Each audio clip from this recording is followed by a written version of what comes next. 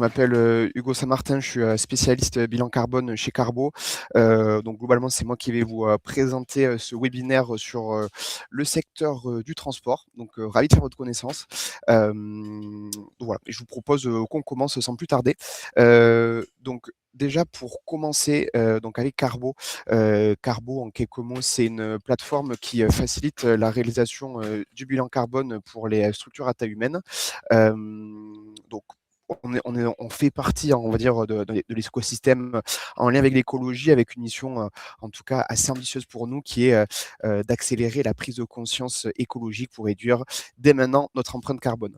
Donc, comme vous le savez sûrement, l'empreinte carbone qui est à l'initiative, on va dire, de plein de problématiques qu'on rencontre aujourd'hui. Et c'est pourquoi on a décidé de se concentrer sur ce sujet-là. Et vous pouvez voir quelques chiffres depuis notre création il y a 6 ans désormais. Donc, on a sauvé plus de 1 million de tonnes de CO2 et accompagné plus de 1000 entreprises. Aujourd'hui, on se rapproche même plus de 1500 entreprises dans différents secteurs. Je le précise aussi, si jamais vous avez des questions, je l'ai oublié de le préciser au début, mais n'hésitez pas à les poser dans le chat. On aura du temps à la fin pour pouvoir y répondre dans tous les cas. Donc n'hésitez pas à poser toutes les questions que vous avez, ce sera avec plaisir pour y répondre. Donc, pour revenir sur la présentation, donc justement, comme je l'ai dit, Carbo est spécialisé sur le bilan carbone. Le bilan carbone, en quelques mots, c'est une méthodologie de calcul qui a pour but d'estimer les émissions de gaz à effet de serre des entreprises sur un exercice donné et révolu. En clair, ce que ça veut dire, c'est qu'on va faire une photographie de ce qui s'est passé dans l'entreprise sur une année donnée et on va du coup essayer de trouver quelles sont les émissions de gaz à effet de serre. Vous le voyez sur la diapositive, on accompagne en fait un grand nombre d'entreprises dans des secteurs qui sont très différents. Donc vous pouvez le voir sur la gauche et vous pouvez voir du coup l'impact carbone correspondant sur chacun des secteurs. Donc ça, c'est les catégories qui sont propres à Carbo pour essayer vraiment de comprendre comment sont structurées les émissions et vraiment pouvoir s'engager sur cette démarche environnementale. Pour le sujet qui nous intéresse aujourd'hui, vous voyez que sur la catégorie déplacement, c'est une catégorie qui est quand même assez importante de la part des entreprises, notamment sur certains secteurs particuliers, notamment industrie. Mais globalement, c'est une catégorie des émissions de gaz à effet de serre qui vont concerner toutes les entreprises et toutes les activités, quelles qu'elles soient. Notamment, donc pour faire un petit focus sur le secteur du transport. Donc ça, c'est de manière plus générale, notamment en France. Donc aujourd'hui, il y a environ un tiers des émissions de gaz à effet de serre en France qui viennent du secteur du transport. Donc c'est assez colossal, on s'en rend pas forcément compte, mais en fait, comme je viens de le dire, ça correspond, en fait, c'est parce que globalement, tout le monde se déplace, que ce soit en déplacement personnel et professionnel. Mais du coup, ce qui est aussi intéressant à voir, c'est que, vous voyez la petite astérisque en bas, que le transport, c'est le seul secteur dont les émissions de gaz à effet de serre se sont accrues entre 1990 et 2023. C'est une information qui est importante puisque en France notamment, mais dans la majorité des pays, on a des objectifs de réduction des gaz à effet de serre qui, pour l'instant, ne suivent pas forcément toujours les estimations, mais qui sont quand même plutôt en train de baisser, sauf ce secteur-là, qui notamment s'explique par le fait qu'on a changé nos habitudes de déplacement, notamment depuis une trentaine d'années. Mais du coup, c'est quand même quelque chose qui est important. Notamment, vous voyez aussi que 94% des émissions de gaz à effet de serre sont concentrées sur le secteur du transport routier. Voilà.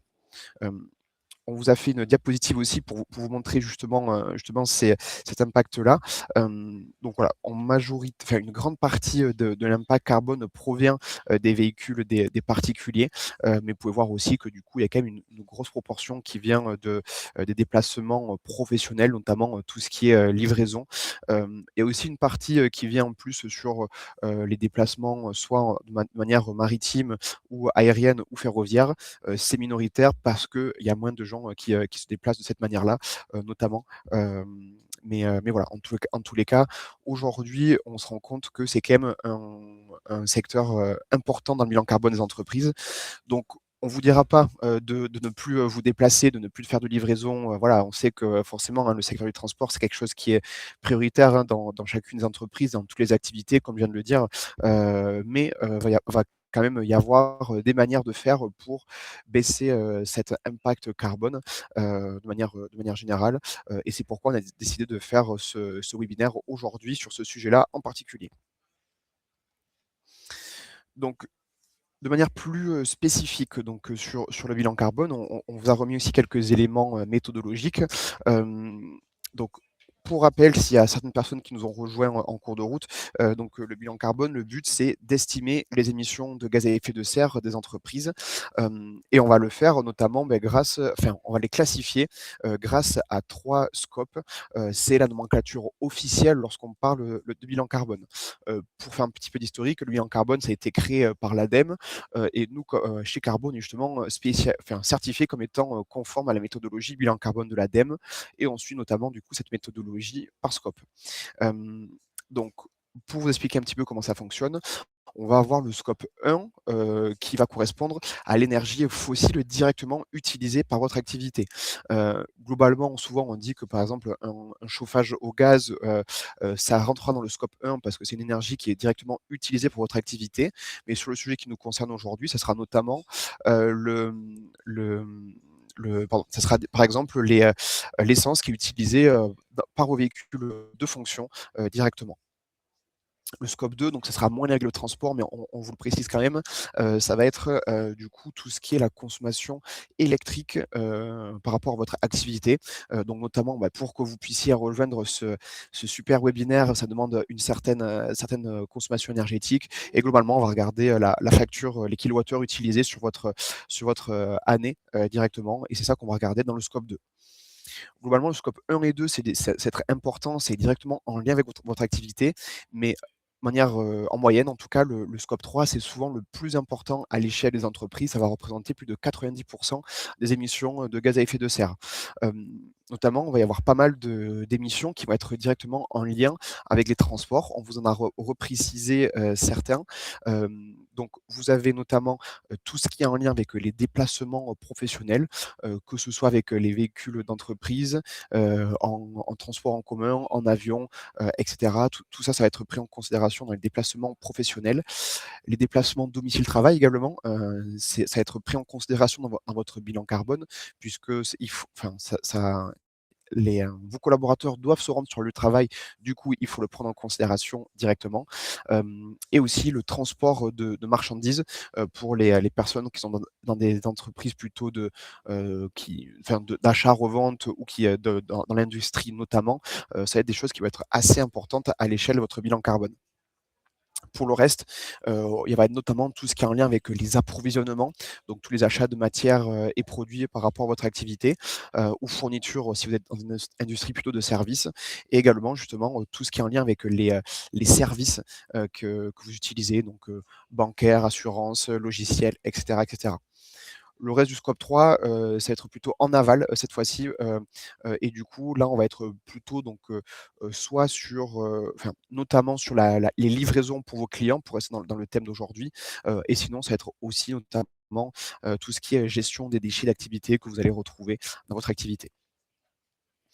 Donc le bilan carbone, c'est important, de le faire, c'est de plus en plus important. J'imagine que si vous êtes ici, c'est aussi parce que vous en entendez beaucoup, parler, de par, votre activité, dans votre entreprise, et du coup, l'idée, c'est aussi qu'on se rend compte qu'il y a de plus en plus de raisons, en fait, de faire, le bilan carbone. Déjà pour certaines entreprises, donc pour les entreprises de plus de 500, personnes, en gros, le bilan carbone, c'est obligatoire. Vous avez des amendes si vous ne faites pas de bilan carbone, d'où l'intérêt, de le faire. Je reviendrai un peu plus en détail sur les intérêts, les retours sur investissement si vous voulez de faire le bilan carbone. Mais ici, donc la partie réglementaire, c'est quelque chose qui pousse beaucoup d'entreprises à s'engager sur le sujet. On voit aussi qu'il va y avoir d'autres exigences, notamment, il va y avoir en théorie une exigence pour chaque, entreprise dans le secteur du transport, générer en fait, de fournir l'information, des gaz à effet de serre émises pour chacune des prestations.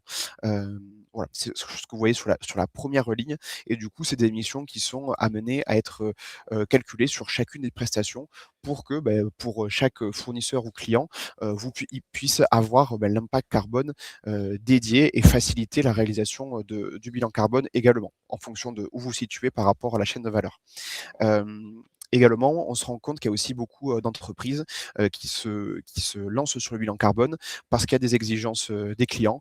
Par exemple, si, moi je suis Carrefour et je dois calculer mon bilan carbone, je vais demander en fait, à mes fournisseurs de calculer leur bilan carbone et notamment en lien avec le transport pour que moi je puisse, avoir un bilan carbone adapté à mes enjeux.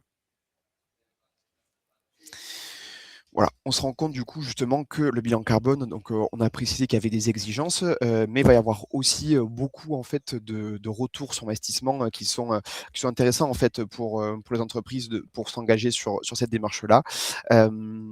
Donc sur les exigences légales ou en fait pour accéder à un appel d'offres, accéder du coup à un référencement client, c'est des choses qui sont assez importantes.